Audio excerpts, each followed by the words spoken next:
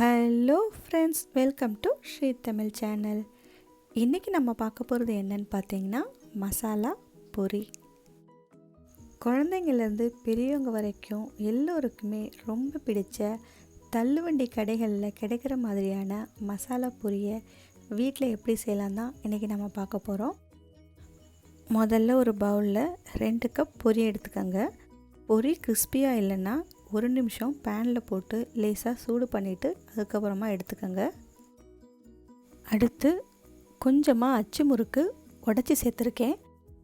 இது சாப்பிடும்போது இடையில க்ரன்ச்சியாக லேசான இனிப்பு டேஸ்ட்டில் ரொம்பவே சூப்பராக இருக்கும். இது ஆப்ஷன் தான், விருப்பம் இருந்தால் சேர்த்துக்கோங்க, இல்லைன்னா ஸ்கிப் பண்ணிடலாம். அடுத்து ஒரு 1/4 கப் மிக்சர் சேர்த்துக்கோங்க. இந்த மிக்சரில் வேர்க்கடலை பொட்டுக்கடலை ரெண்டுமே இருக்கிறதுனால நான் தனியாக வேர்க்கடலை சேர்க்கலை. ஒருவேளை உங்கள் மிக்சரில் வேர்க்கடலை இல்லைன்னா கொஞ்சமாக வறுத்த வேர்க்கடலையும் சேர்த்துக்கோங்க.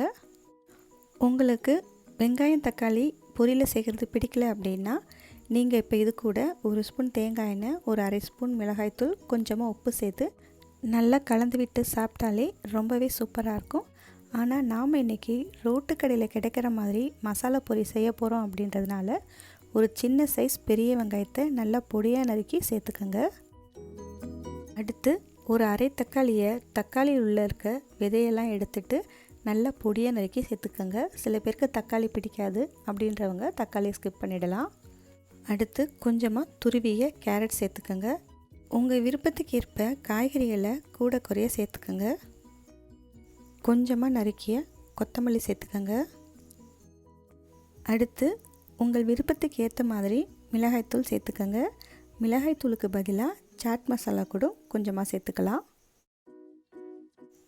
இப்போ இது கூட 1 ஸ்பூன் தேங்காய் எண்ணெய் சேர்த்துக்கோங்க. தேங்காய் எண்ணெய் தான் இந்த மசாலா பொரிக்கு ஒரு நல்ல ஃப்ளேவர் கொடுக்கும் அப்படின்றதுனால தேங்காய் எண்ணெய் சேர்த்துக்கலாம். சில பேர் இதில் தேங்காய் எண்ணெய்க்கு பதிலாக கடுகு எண்ணெய் கூட சேர்ப்பாங்க. கடுகு எண்ணெயும் மசாலா பொரிக்கு நல்லா தான் இருக்கும். இப்போ இது எல்லாத்தையும் நல்லா ஒரு முறை கலந்து விட்டுக்கோங்க. ரொம்ப கொஞ்சமாக உப்பு சேர்த்துக்கோங்க.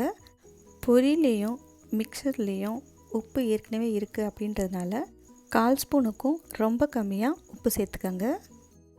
கடைசியாக லெமன் ஜூஸ் ஒரு 1/4 ஸ்பூன் மட்டும் சேர்த்துக்கோங்க. எல்லாமே சாப்பிட்றதுக்கு முன்னாடி தான் கலக்கணும். முன்னாடியே கலந்து வச்சிங்கன்னா நமக்கு பொரி சட்டுன்னு நமுத்து போயிடும், நல்லா இருக்காது. இப்போ இது எல்லாத்தையும் சேர்த்து ஒரு முறை நல்லா கலந்து விட்டோம்னா தள்ளுவண்டி கடையில் கிடைக்கிற மாதிரியான மசாலா பொரி நமக்கு வீட்டிலே ரெடி ஆகிடும். இதை நீங்கள் வீட்டில் ட்ரை பண்ணி பார்த்துட்டு எப்படி இருக்குன்னு சொல்லுங்கள். இந்த ரெசிபி உங்களுக்கு பிடிச்சிருந்தா லைக் பண்ணுங்கள், ஷேர் பண்ணுங்கள், ஸ்ரீ தமிழ் சேனலுக்கு சப்ஸ்கிரைப் பண்ணுங்கள். தேங்க்ஸ் ஃபார் வாட்சிங்.